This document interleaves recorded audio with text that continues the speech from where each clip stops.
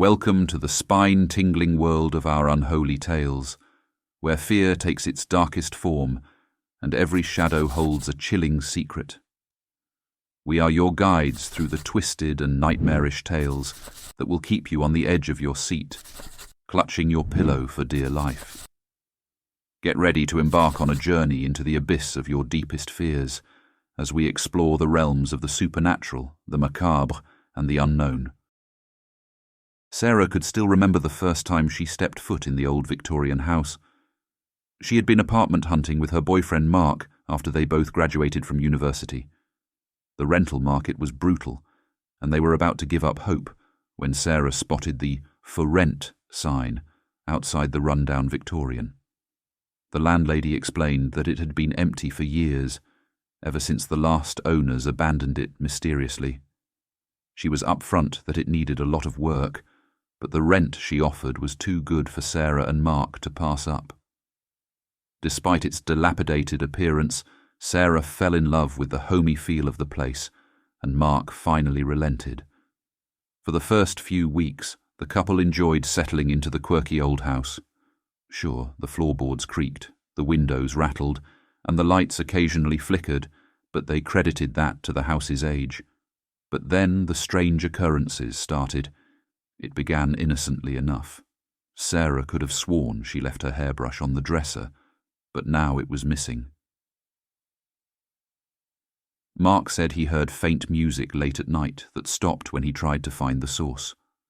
One morning, Sarah noticed that 3 books on their shelf had been rearranged overnight. At first, they shrugged it off. Old houses make noises and you misplace things sometimes. But the bizarre events kept escalating until Sarah and Mark could no longer deny that something strange was happening. Knocking and banging would erupt from inside the walls in the dead of night. Mysterious footprints would appear in the dust on the upstairs landing.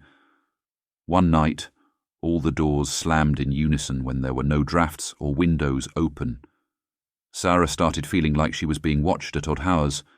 She would catch a fleeting glimpse of a figure just at the edge of her vision, but when she turned, nothing was there.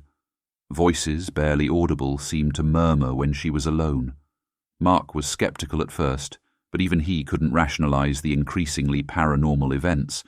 When Sarah found the haunting portrait with eyes that seemed to follow her, he reluctantly agreed that they should investigate the house's history. What they found made their blood turn cold. The Victorian had first belonged to a wealthy family, the Abernathys, in the late 1800s. They had a daughter named Madeline who, according to newspaper clippings, went mad and murdered her parents in their sleep. She then vanished without a trace, leaving behind a dark stain on the house's history.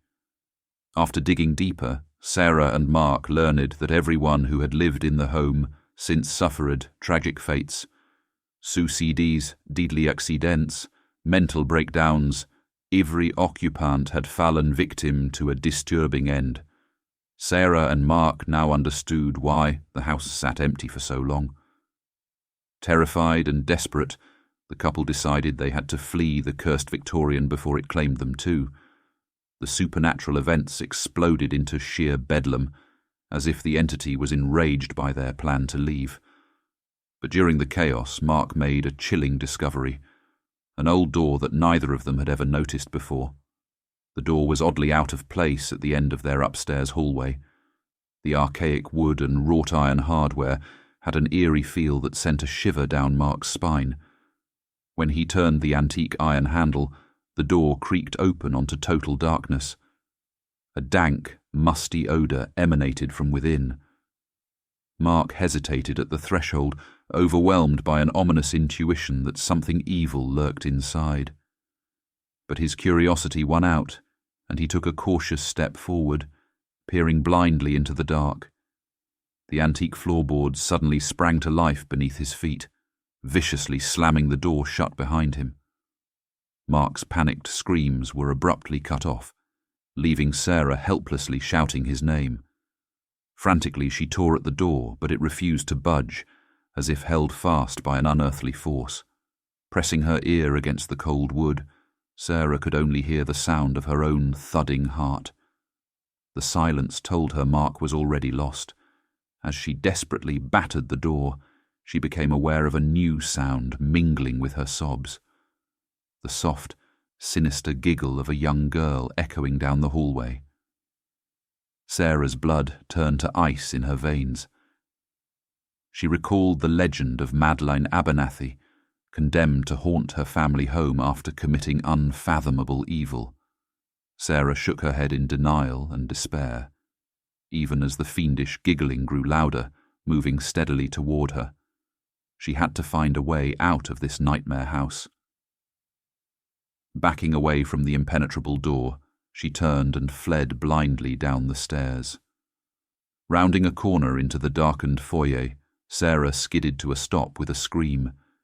There, clinging to the chandelier's chain with inhuman dexterity, was a grotesque parody of a little girl. Empty black holes bored into Sarah from the sockets of its skull-like face. It cocked its head and released a spine-chilling giggle. Its fleshless jaws creaked open, giving Sarah a glimpse of the endless abyss within. Dangling from skeletal fingers was a tattered rag doll with X's stitched over its beady button eyes. With guttural clicks issuing from its throat, the abomination mocked Sarah's wide-eyed terror. Then it released its grip and dropped directly toward Sarah, ragged limbs outstretched. Sarah's screams echoed as she turned and sprinted for the front door. She could hear the creature's nails scraping the floor as it scampered after her. The door was inches away when cold, clammy fingers grasped Sarah's ankle in an iron grip. She crashed to the floor, sobbing Mark's name. As she thrashed against the iron hold, she realized she had landed directly before the hallway mirror. Within its fractured glass, Sarah glimpsed the ghostly faces of the Victorians' past victims, their features contorted in mortal anguish. Her horrified gaze met their haunted eyes, and she knew her soul would soon join their endless torment. The creature's grip tightened, drawing Sarah backward into the darkness.